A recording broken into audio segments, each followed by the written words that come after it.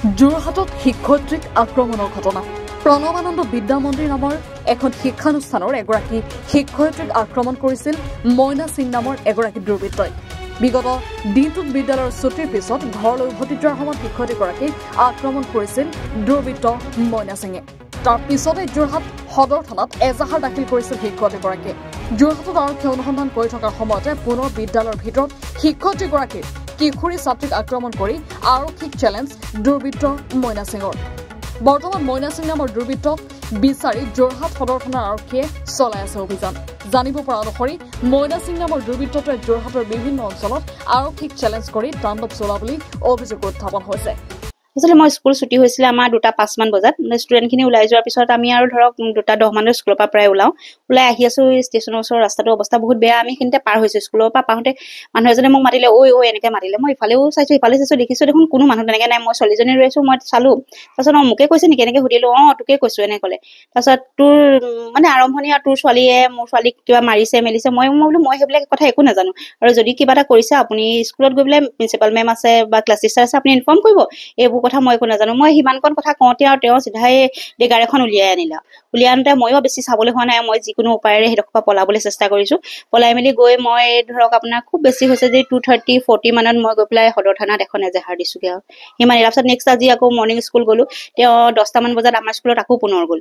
গৈ পেলাই মোৰ ছোৱালীজনীক স্কুলৰ ভিতৰলৈ প্ৰিন্সিপালৰ অফিচত তালে মাতি আনিছে। মাতি আনি মই কিন্তু সেই জেগাটোত পইণ্টটোত মই উপস্থিত নাই। তাৰ ছোৱালীজনীক মাতি আনি পেলাই কিবা কিবি মানে খুব বেয়া হেৰি কৰিছে, মাৰিবলৈ হাত চাত দাঙিছে, কি কৰিছে মই ইমানো নাজানো। তাই আৰু লগৰ দুজন মানে খুব চিঞৰি চিঞৰি কান্দিছে। তেওঁলোকে তাত ভিডিঅ' বনাইছে, মানে প্ৰিন্সিপালৰ অফিচৰ ৰুমত তেওঁলোকে ভিডিঅ' কৰিছে। আৰু তাৰপিছত বান্দাৰলৈ ওলাই আহিছে। বান্দাৰলৈ ওলাই আহি কৈছে, তোক মই নেলু ছিঙিম, আমুক কৰিম তামুক কৰিম, বহুত মানে এনেকুৱা ভাষা কৈছে যিটো মই মানে ক'ব নোৱাৰো। বহুত মানে বেয়া বেয়া ভাষা কৈছে। মই কিন্তু তেওঁক এটা শব্দও একো কোৱা নাই দেই। স্কুলৰ ভিতৰত মই যিহেতু আছো, গোটেই স্কুল খোলা, ষ্টুডেণ্ট আছে। হয়, মই লাজো পাইছো যথেষ্ট। কালিৰ পৰা মানে মোৰ কিবা লাজ পোৱা দিন হৈছে। আৰু কালি তেতিয়াও লাজ পাইছো।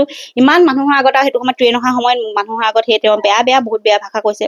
আজিও ঠিক মানে 10টা বজাৰ পৰা 12টা ঠিক হোৱাগে নাই তেনেকুৱাত মই SP ছাৰক ফোন কৰিছো যে ছাৰ মানে পৰিৱেশটো একদম আউট অফ কণ্ট্ৰল হৈছে, আপুনি কাইণ্ডলি কিবা এটা ব্যৱস্থা গ্ৰহণ কৰক। মই এনেকৈ কওঁতে আৰু SP ছাৰে মানুহ পঠিয়াইছে। তেওঁ তেতিয়াহে পলাইছে। তাৰ আগলৈকে তেওঁ স্কুলতে পুৰা হাংগামা কৰি আছে। সেয়াই আৰু কি ক'ম। এনেকুৱা ধৰণৰ ঘটনাই আচলতে সামাজিক পৰিৱেশৰ নষ্ট আৰু আতংকিত হৈছে নিশ্চয়। নিশ্চয়। আমি কালিৰ পৰাতো বহুত ভয় খাইছো। আৰু তাতে মোৰ ছোৱালীজনী এনেকুৱা কোনো পৰিৱেশত ফেচ হোৱা নাই। সদায় ঘৰখনত অকলশৰীয়াকে থকা ছোৱালী, মানে কালিৰ পৰা খুব ভয় খাইছে। আৰু যেতিয়া স্কুলত মানুহজনে এনেকুৱা কৰিবলৈ ধৰিলে, তাই চাগে নাৰ্ভাছ কৰিছে, খুব চিঞৰি চিঞৰি কান্দিছে। ক্লাছৰ ভিতৰত আহিও অজীৱ নিচিনা কৰিছে, খুব চিঞৰিছে। লগৰখিনিও বুজাইছে, চিয়া তুমি মনে মনে থাকা। নাই, তাই খুব চিঞৰি চিঞৰি কান্দিবলৈ কৰিছে, তেনেকুৱা কৰিছে তাই।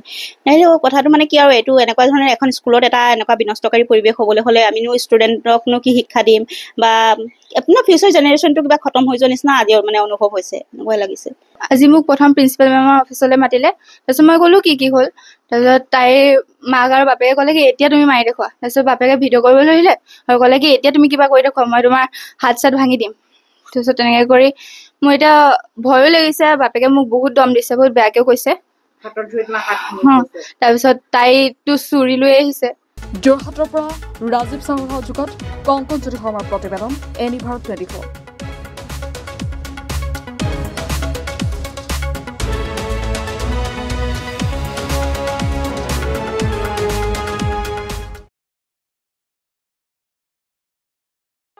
ৰব, আপুনি যে এটা অপৰাধ কৰিবলৈ গৈ আছে, আপুনি জানেনে? এই নাবালিকা গৰাকীক এতিয়াই বিয়াত বহোৱাটো যে এটা অপৰাধ, আপুনি জানেনে? অপৰাধ কেনেকৈ? মোৰ ছোৱালী, মোৰ কথা। তুমি যিয়েই নোকোৱা ভূঞা, 18 বছৰৰ তলৰ যিকোনো কন্যা সন্তানৰ বিয়া দিলেই আইনগতভাৱে এক দণ্ডনীয় অপৰাধ। বিয়া দিয়াজন যিমান দায়ী, বিয়া পতাজনো সমানে দায়ী। এতিয়া তাই পঢ়া শুনা কৰাৰ বয়স, খেলা ধূলা কৰাৰ বয়স। তাইক খেলিবলৈ দিয়ক, পঢ়িবলৈ দিয়ক, আৰু চাব এদিন আপুনি তাইক লৈ গৌৰৱ অনুভৱ কৰিব পাৰিব। এতিয়াই তাইক সংসাৰৰ বোজা দি তাইৰ ভৱিষ্যত জীৱনটো অন্ধকাৰ কৰাৰ অধিকাৰ তোমাৰ জানো আছে? মোৰ ভুল হৈ গ'ল মাজনী, মোক ক্ষমা কৰিবা। শিক্ষা ল'ৰা ছোৱালী উভয়ৰে প্ৰাপ্য আৰু অধিকাৰ। আপোনাৰ কন্যা সন্তানক তাইৰ এই প্ৰাপ্যৰ পৰা বঞ্চিত নকৰাব। বাল্য বিবাহ ভাৰতীয় আইনৰ দ্বাৰা বিহিত এক দণ্ডনীয় অপৰাধ। এনে অপৰাধ কৰি আপোনাৰ কন্যা সন্তানৰ ভৱিষ্যত অন্ধকাৰৰ মাজলৈ ঠেলি নিদিব। নমস্কাৰ, মই অজয় ফুকন, আৰু এইখিনিতে সমূহ এনি ভাৰত চেনেলটোৰ যিসকল কৰ্মকৰ্তা আছে সকলোৰে মোৰ ফালৰ পৰা শুভেচ্ছা জ্ঞাপন কৰিছোঁ।